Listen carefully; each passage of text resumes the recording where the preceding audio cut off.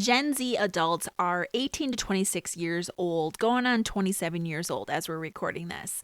And today's guest helps us better understand misconceptions about Gen Z, ways they prefer to engage with your brand, how you can help them overcome imposter syndrome, and some really cool cutting edge content insights that Ian's company, Sooth, is able to uncover with the help of AI. This is part one of my conversation with Ian Baer. Next week, he'll return to dig deeper into these rich content insights for customers of all ages and brands across all industries, not just Gen Z. But today we're going to start by talking about Gen Z specifically. Well, who is my guest? Ian Baer is the founder and chief soothsayer of the strategic insights platform and marketing consultancy named Sooth. And he has been solving marketing's greatest challenges for over 3 decades, having spent his career helping major brands achieve extraordinary success and challenger brands box above their weight class, as he says, in leadership roles with Publicis Group, TBWA, Rap, Deutsch, and others. Welcome to Marketing with Empathy, where we help marketers and business professionals create content that drives better business results. Content that attracts and engages new and existing customers.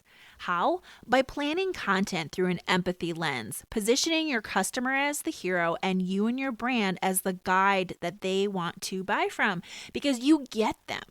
I'm your host, Sarah Panus, and I understand how hard it is to juggle all the demands coming at you. As a content strategist and certified story brand guide, I have more than 20 years of experience creating winning content plans for brands of all sizes, including Sleep Number, Starbucks, SheFit, and numerous mid and small sized businesses, helping drive millions of engagements and sales each year. And this podcast is in the top 5% of all marketing podcasts thanks to your support. So let's hear from today's sponsors next, and then jump right into hearing from Ian Baer of Sooth to learn a lot more about Gen Z and how you can tap into this customer for your business today or in the future. Brace the rudders! Raise the sails! Raise the sails! Captain, an unidentified ship is approaching. Over. Roger. Wait, is that an enterprise sales solution? Reach sales professionals, not professional sailors. With LinkedIn ads, you can target the right people by industry, job title, and more to reach the professionals who are more likely to find your ad relevant. Plus, with 1 billion members on LinkedIn, that means you'll have access to 130 million decision makers and 10 million C-level executives. That's a lot of millions of the right people. Get started today and see how you can reach the right buyers with LinkedIn's enhanced targeting tools. We'll even give you a $100 credit on your next campaign. Go to linkedin.com/MPN to claim your credit. That's linkedin.com/MPN. linkedin.com/MPN. Terms and conditions apply. You may know you're listening to this show along the Marketing Podcast Network, but did you know there are other great shows on MPN to help your business? Robbie Samuels hosts the On the Schmooze podcast. Robbie, tell listeners what to expect from the show. Since 2015, I've interviewed entrepreneurs who overcame challenges to achieve success in their field or industry. Tune in to On the Schmooze to listen as I ask deep questions to elicit untold stories about leadership and networking. And where can people subscribe? Find the show at ontheschmooze.com or on marketingpodcast.net, or just search for it wherever you get your podcasts. You heard them. Go subscribe. Okay, Ian, we're going to talk a lot about Gen Z today, but let's ground ourselves on Gen Z. How old is Gen Z? What time frame were they born? Sure. Well, so Gen Z describes the group that was born between 1997 and 2012. Now, I should say, when we look at Gen Z through a marketing lens, we stay away from those who are under the age of 18 because of a whole bunch of ethical and legal reasons and restrictions around marketing to people under 18. So we really focus on those Gen Z adults who right now are between 18 and 26 going on 27. And that last few years, the oldest group there really distinguishes how important they've become to us as a marketing cohort because they're starting to earn some serious money. They're starting to become decision makers, even in the B2B space. So they've become much more of a serious marketing cohort just in the last couple of years. Yeah. And what kind of misconceptions do you hear about Gen Z? Probably the biggest misconception is that they're not a very serious generation. There are so many memes and tropes and comic stereotypes of Gen Z, just constantly being focused on selfies and calling attention to themselves and having their heads down in social media profiles. But the reality is they're an extremely serious and principled generation. The things we are seeing in terms of their real world behaviors, they're better at saving money than any generation in 40 years. They are aggressive investors, although they don't necessarily invest using the same guidance as older cohorts do. They're a little less trusting in that regard. 26% of Gen Z own a home. So they are really important members of our economy. They also are fairly disheartened by the world they have inherited as they move into adulthood. They look at older generations, especially Gen X and boomers, as having to an extent broken the world that they've inherited. They look at millennials as being a bit self-obsessed compared to the impact they could have had. And a lot of members of Gen Z feel a great sense of responsibility to be the ones who actually save our world. I know that sounds like a very heady statement, but that's how a lot of members of Gen Z see it. They're going to fix the world that everyone else broke. Interesting. That's a great contrast of the misconception versus the reality that you're seeing based on all the research that you do on this group. What other things do you think are important for marketers to know about Gen Z? Well, one thing to know about Gen Z is it's easy to just say their social media obsession is kind of a stereotype and maybe even a bit of a comic foil. The reality is they are the first generation of social media natives. They have been on social media ever since, and you parents of 20 somethings will know this. Remember the first time you sat your kid down in front of Club Penguin? You were introducing them to the world of social media. They have been engaged in social media since they were toddlers in some cases. They don't know a world that is not ruled by social media. And so while it's easy to look from another generation as this being a less serious or kind of superfluous way to take on the world, the fact is relating to people through platforms, that is their native language, much more than direct conversation, much more than actually networking in real life with other human beings. It's nothing to make fun of. That's not the world they were raised in. And then that was further reinforced when a lot of them spent some of their most formative high school and college years stuck home in a pandemic, where that was their only lifeline to the world. So it's important to see that they socialize differently. And that will not only affect the way they continue to live their lives, but it's actually having somewhat of a backwards ripple, where they're training older generations to lean more on electronic interaction than personal interaction. So that the other thing that's important to bear in mind is they are less trusting of institutions than older generations. And we're not just talking about the fact that maybe they don't trust banks as much, because they don't, but even institutions in the model of what career goals should be about. Earlier generations, even older millennials, got out of school thinking, I need to get a good career, hopefully get grounded with a good company that's going to set me on a growth path, and then they can actually see 10, 20, 30 years out the sort of milestones they want to hit. I'd like to be a vice president by this age, and I'd like to buy a home by this age. They don't really look at that sort of an ordered future view. In fact, they've seen life so disrupted by the pandemic that they're a little more open to any possibilities that life could throw at them. They also feel the need to be more independently prepared.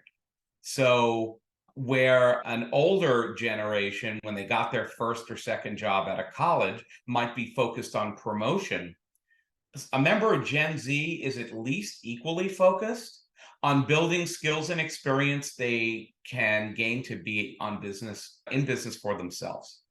Their entrepreneurial streak is insanely high. So they don't define financial independence the way older generations did, where it was about accumulating wealth, or again, those milestones of buying a car, buying a home, accumulating things, having an investment account. They equate financial independence with income independence. That makes a lot of sense. And I know when we were talking before this interview, you also brought up something about imposter syndrome. Can you elaborate on that? Because I thought it was really interesting. Yeah, it's something we've been asked about recently. In fact, I was interviewed by an ad industry trade publication recently on this issue with just generational imposter syndrome. It's something that for decades has been more associated with women in the workplace and also people who achieve a lot at a very young age. But anyone who doesn't know the term, it refers to people who feel like they might not be deserving of their place in the professional world, of their title or their level of responsibility, and almost feel like they're faking it and getting away with something. And it can be a very undermining condition for someone. Well, it's sort of a generational mystique. And a lot of that has to do with, let's go back to the way they relate to people. They haven't really learned how to interact one-on-one with their managers, how to seek out feedback. They may be working in a hybrid or even remote working situation where they're not having those hallway conversations, or those little confirming checks in with your boss that says, hey, you're doing a really good job. They're kind of living from meeting to meeting and having no one to evaluate themselves against other than their own perceptions, and maybe connecting with peers. They're in somewhat of a mystery zone when it comes to how well they're really doing. That also greatly affects their feelings of job security, their openness to moving from position to position, because they're never really sure how well they're respected and how well they're performing. So some of it is just a matter of the way the workplace has changed, but some of it is also the way they have grown up as these social natives. Gosh, for everyone listening who has Gen Z on your team and is part of your staff, I think you have to be proactive then about reaching out to them to give them the feedback. And then if you are Gen Z and you're listening to this right now, ask questions. Like, you need to not be afraid to ask questions and to make yourself vulnerable, because everybody knows that you're starting out. Like, we've all been there. Everybody knows what it's like to start out and feel lost, so just don't be afraid to ask questions of those around you who have more experience or who have even just been at the company longer than you. There's just a hunger for mentoring in the business community to an extent we haven't seen maybe ever. It was always fairly natural in a traditional office setting that somebody would take you under their wing and allow you to benefit from the lessons they learned when they were in your position. That just doesn't happen as much right now. So there's a bit of an unintentional alienation that takes place, where a lot of Gen Zers in the workplace feel isolated, alone, and questioning more than they should about where they're headed. It's so interesting because I'm remembering now this statistic that I read. I don't remember from where. I don't know if it was Pew Research, but it was from some credible big research institute. And it was talking about the loneliest population. Who do you think is the loneliest right now in the United States? And it ended up being college students, which would fall into this age range that we're talking about. And I was shocked because I think of college and socializing, all the fun aspects that I had back when I was in college. And they went on to talk about a lot of the reasons why, but this is just another nail in that coffin, I feel, in the terms of the why and how they interact with the world and how they do need that mentorship to succeed and to have actual connections with people, which is a really powerful place where a brand can play in terms of engaging and connecting with their customer base. How many people who've attended college in the last 5 or 6 years have spent maybe half their college education taking classes online from their bedroom or their dorm Right. room? It's a very different collegiate world than we Yeah. grew up in. Okay, so let's get into the cutting edge stuff that your company is doing because your agency is doing some things that I'm so excited. When I talked to you, I was like, okay, I love this data and these insights when it comes to connecting into our storytelling and our content plans. Because from a content marketer's perspective, like I am, it's just a dream to get these additional insights and things that you're able to uncover. I want to talk more about what you're doing, how you're helping brands use data as an engine. And I like how you use that word engine to unlock these unique marketing opportunities about their audience. And you refer to this as a brand's empathy secret weapon, which we're going to talk more about in part 2 of this interview. But as we look at Gen Z specifically, what can brands do with these rich data insights to better connect with and drive results from this very crucial Gen Z audience? Sure. Well, so probably worth taking just a tiny step back to talk about the work we do. Sooth is, and I'll only slightly course correct here to say we're not an agency. And I'm careful to point that out because we work with a number of agencies as well as directly with brands. Our goal is to provide better insights into the emotional decision-making factors and what guides the impulses of the audience that that brands want to connect with. And that actually is a great segue to talking about Gen Z, because they are less driven by long-standing brand allegiances than other generations were. Previous generations, if you're a Gen X, even a millennial for the most part, a great deal of your brand affinities were formed in the home you grew up in, watching the brands that your parents bought and trusted, or maybe it was a company that treated you like an adult earlier than others. Like for many years, American Express had a great deal of success just by targeting college kids and being the first ones to put credit cards in their hands. All the things that used to build brand equity with younger consumers are kind of out the window for Gen Z.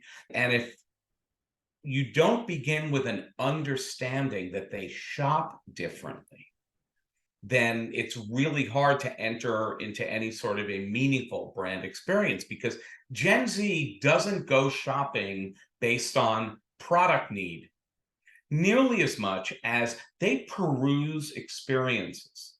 They do a lot of this through social media. And I think one of the big misconceptions about social commerce is that it works just like more traditional e-commerce, where people go looking for, I want a pen with red ink, and then they look at who sells those, and then they look at prices. No, it's nothing like that. They might see somebody that they think is somebody to admire, somebody they follow in an Instagram post, writing something in beautiful red ink, and think, I want that red pen that I just saw Selena Gomez write that note with. It all comes out of this desire to put themselves into the experiences that create their world through social media interaction. And that is so different from the way older generations look at things. So they really go shopping for experiences and then look to acquire the items that allow them to dabble in these lifestyles. When they go looking for travel experiences, they don't really start on travel engines. They start by seeing a TikTok about a cool place that somebody they like might live or might have visited. And then they're going to go exploring again, wanting to jump into that experience that they've perused and gather up whatever parts of that experience feel right to them. So it's that experience first mode of shopping that makes them entirely different. Another thing that is worth pointing out, because I did mention their lack of long-term brand affinity. They care much more about having their needs met. That's why, for example, Gen Z, they will take great pride in finding dupes. And for anyone who doesn't know this term, it's really worth paying attention to. Products that duplicate in their minds the value proposition of maybe more famous, higher price items, very often endorsed by people that they like and trust in social media. So when somebody sees a pair of boots in a TikTok video that the influencer purports to be as good as Uggs at a third of the price, and oh, here's a link to buy, they don't care as much that that influencer may be compensated for that. They're going to be greatly influenced in that direction. Brand affinity kind of gets wiped out in the moment of impulse by an experience that meets their needs. And that's a challenging place for any brand to be, especially when they're spending millions or tens of millions of dollars on creating brand equity and a brand experience. And a Super Bowl ad that you might have dropped how many millions of dollars for a 30-second spot.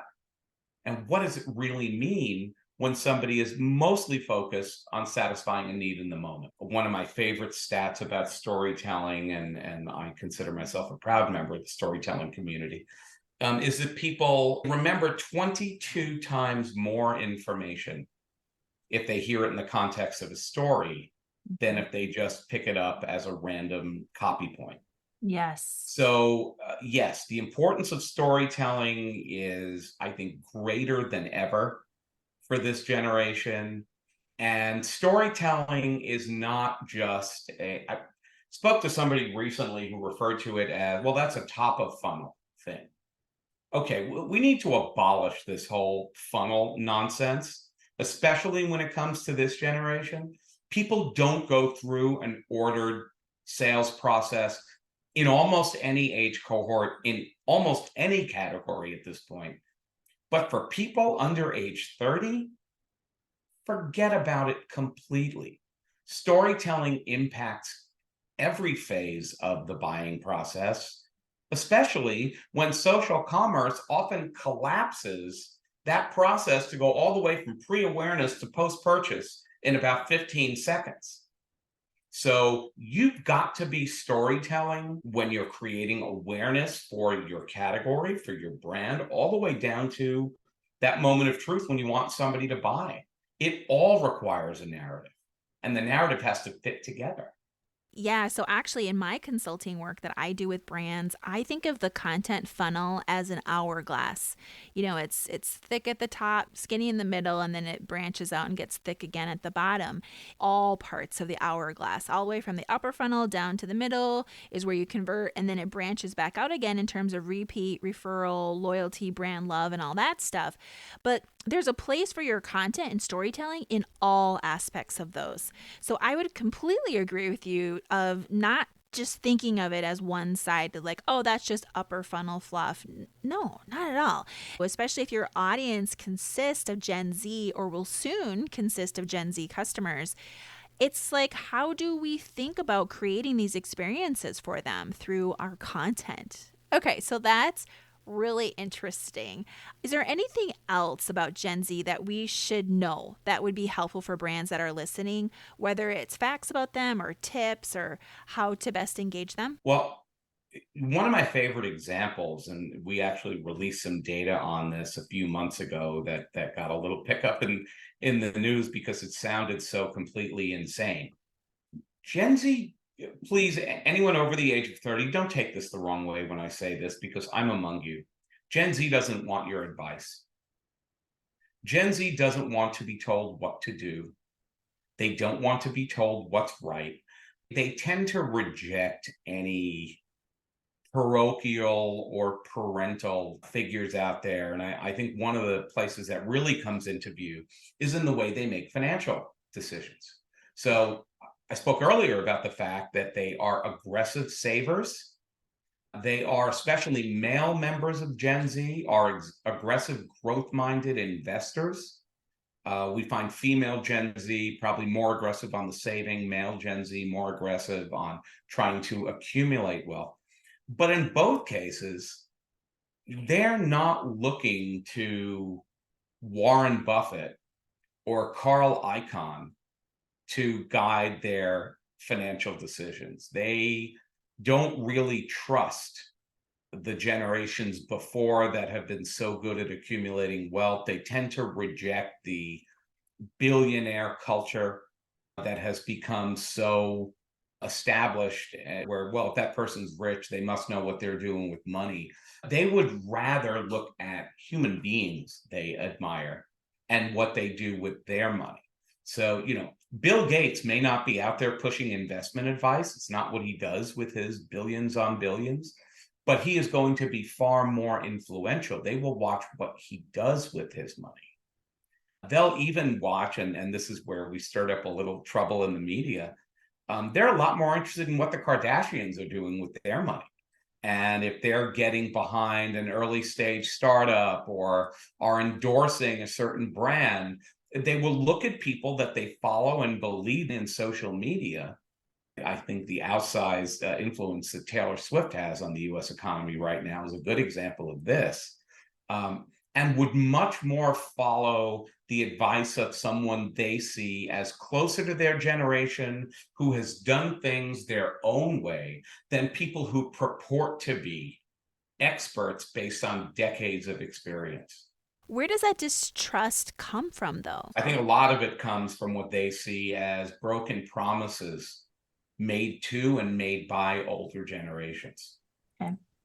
So if you are a member of Gen Z, you may well have seen your Gen X parents laid off at some point in the last 5 to 10 years. You've seen careers, financial markets collapse. You've seen what I think almost anyone would term to be an insufficient response, no matter what your politics are, to a pandemic that completely crippled the economy and everyone's way of life. The data shows that they look at a lot of what they believe to be poor decisions and misplaced trust by previous generations, and they refuse to make those same mistakes. So putting your trust in an employer to keep you gainfully employed for 20 years, that's not there. Putting their trust in a bank to say, no, don't worry, you can trust us, your money is safe, that's not really there either. And so they feel a much greater need to be self-sufficient, yet they don't feel that equipped. We are going to wrap up part 1 of this discussion around Gen Z. So, Ian, tell us how people can connect with you online to learn more about you, about Sooth, and the work that you're doing. Well, easiest way is to just find me on LinkedIn. I'm there a lot and quite active. You can also just, drop me a line. Our website is soothbetold.com. So SOOTHBETOLD. And if you just drop a note to hello@soothbetold.com, our team will make sure that gets right to me, and I would be happy to talk shop with literally anyone listening to this right now. There is nothing I enjoy more, because the fact is, I think we can all learn a lot by leaning into what our audiences genuinely want and need for brands. And I just want to facilitate as much of that dialogue as I possibly can. And that's a wrap. Did you learn something new about Gen Z? I sure did. So tune in next week as we dig in really deep with all the content insights that Sooth is able to uncover to all audiences across all different industries. So that one won't be Gen Z specific.